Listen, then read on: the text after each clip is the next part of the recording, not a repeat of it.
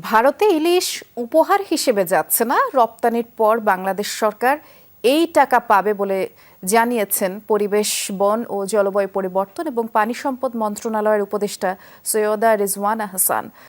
শ্রীলঙ্কা আবারও রপ্তানিতে শীর্ষে। সকালে নোয়াখালীর কোম্পানিগঞ্জের মুসাপুর রেগুলেটর এলাকা পরিদর্শন শেষে উপদেষ্টা বললেন, ইলিশ এখনো যায়নি, শুধু সিদ্ধান্ত হয়েছে। এর মধ্যেই দেশে দাম বেড়ে গেছে, কাজেই রপ্তানি হলে দাম বাড়বে এমন ধারণা ঠিক নয়। আরও বললেন, বৈষম্য বিরোধী ছাত্র আন্দোলনে ওপার থেকে অনেকে সমর্থন দিয়েছে, প্রতিবেশীর সাথে বিভিন্ন বিষয়ে আলাপ আলোচনাও করতে হবে। আমরা চাই না সেই ধারাটা বন্ধ হয়ে যাক। ইলিশ কিন্তু ভারতে উপহার হিসেবে যাচ্ছে না, এটা রপ্তানি করা হবে এবং রপ্তানির টাকাটা বাংলাদেশ সরকার পাবে।